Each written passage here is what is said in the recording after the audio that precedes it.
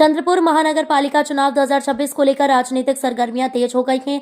बाबूपेट प्रभाग क्रमांक 13 से भारतीय राष्ट्रीय कांग्रेस युति के उम्मीदवारों ने आज आधिकारिक रूप से अपनी उम्मीदवारी की घोषणा कर दी है। भारतीय राष्ट्रीय कांग्रेस के उम्मीदवार श्री विनोद हरिश्चंद्र लभाने गढ़ चुनाव चिन्ह पंजा, सौछाया सुंदर खारकर गढ़ चुनाव चिन्ह पंजा, सौललिता राजेश रेवलीवार का गढ़ चुनाव चिन्ह पंजा, श्री बालू उर्फ राम नरेश यादव गढ़ चुनाव चिन्ह पंजा।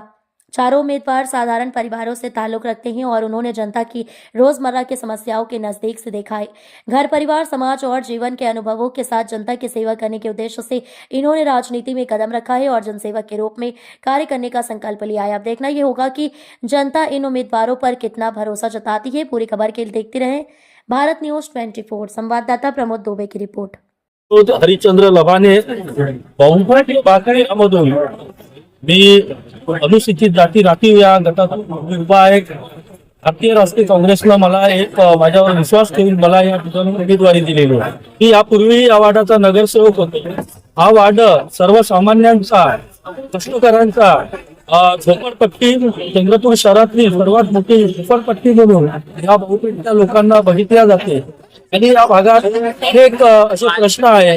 रोडचे प्रश्न आहे, नाल्यांचे प्रश्न आहे, आरोग्याचे आहे, शैक्षणिक प्रश्न आहे।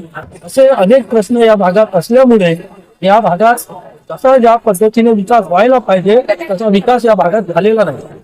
यापूर्वी जो नगरसेवक होते त्यांनी विकास केलाय का? नाही, ते नावापुरते फक्त नगरसेवक झाले, पण जेव्हा ते निवडून आले, कारण की त्यांच्यामध्ये लोकांबद्दल सामाजिक भावनाच नाही, त्याच्यामुळे फक्त कुठल्या ना कुठल्या एक पद मिळावं किंवा एक नाव व्हावं याकरिता त्यांनी निवडणुका लढल्या आणि लोक फक्त नावापुरते नगरसेवक झाले। विकासाचा आणि त्यांचा कुठलाच संबंध येत नाही। जर तुम्ही नगरसेवक झाले तर कोणकोणते विकास कार्य तुम्ही करणार आहात? मी जर परत नगरसेवक झालो तर आणि मला विश्वास आहे जनतेवर, कारण की मी नगरसेवक नसतानाही लोकांना न्याय देण्याकरिता मी सातत्याने गेल्या 8 वर्षापासून लढत आहोत। ज्या नगरसेवक असताना पण मी बहुपेट उड्डाणपूल व्हावं आणि 50,000 लोकांची समस्या सुटावं याकरिता मी सातत्याने आंदोलन केले आणि आज तुमच्या समोर बहुपेट उड्डाणपूल आहे। या वाड्याला उत्तम रोड मिळावं, इथल्या लोकांना महानगरपालिकेच्या माध्यमातून उत्तम आरोग्य सेवा मिळावी। इथं गोरगरीब लोकांची वस्ती असल्यामुळे या भागामध्ये आज कॉन्व्हेंट आहे, कॉन्व्हेंट सारखं महाराष्ट्राचं शिक्षण त्यांना परवडत नाही, तर महानगरपालिकेची एक चांगलं शिक्षण देणारी दर्जेदार परत इथं एक शाळा आम्ही त्यांच्यासाठी CBSE पॅटर्न सुरू करून त्यांना न्याय, गरिबांच्या मुलांना न्याय देण्याकरिता आम्ही महानगरपालिकेत लढणार आहोत।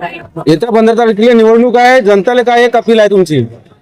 लोकशाहीमध्ये जनता ही खूप महत्वाची असते, कारण की मतदान करून या देशाची लोकशाही टिकवून ठेवणं गरजेचं आहे। मी सर्व लोकांना आवाहन करतो की 100% मतदान करा आणि जे उमेदवार चांगले आहेत ते तुमच्या दारापर्यंत येते, विकास कामाचा कुठंतरी विजन घेऊन येते, अशा लोकांना निवडून द्या। जसे आमच्या भारतीय राष्ट्रीय काँग्रेस पक्षाने आम्हाला 4 लोकांना आम्हाला उमेदवारी दिली आणि त्यांनी एक विश्वास ठेवला। राम नरेशजी यादव, ललिताताई राजेश रेवलीवार आणि छाया सुंदर खारकर आणि मी विनोद लभाने यांना तुम्ही मतदान करून आम्हाला लोकांना न्याय देण्याकरिता, विकास करण्याकरिता, सर्वसामान्य लोकांपर्यंत विकास पोहोचवण्याकरिता आम्हाला निवडून द्या, अशी मी जनतेला अपील करतो। मी राम नरेश कुंवरलाल यादव सर्वसाधारण प्रभाग क्रमांक 13 मधून उभा आहे। सर्वसाधारण गट 5 नंबरची बटन आहे माझी आणि मी माझ्या बाबूपेट वासियांना गुजारिश करतो की आमच्या चौघांनाही मत देऊन बहुमताने विजय करा अशी अपेक्षा आहे आमच्या पूर्ण बाबूपेट वासियांकडून। बाबूपेटचे जे रोड, नाली, स्ट्रीट लाईट, महिलांची सुरक्षा आणि जे मेडिकल विषय सुविधा आणि जे महिलांच्या सुरक्षेसाठी कॅमेऱ्याचे जे व्यवस्था महानगरपालिकेत काम। जर तुम्ही नगरसेवक झाले तर कोणकोणते कार्य करणार आहात तुम्ही?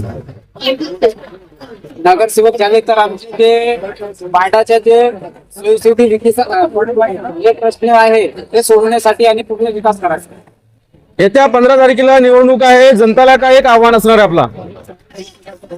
आम्ही आमच्या चारही नगरसेवकांना भरभरून मत द्या आणि आम्हाला हीच आमची इच्छा आहे.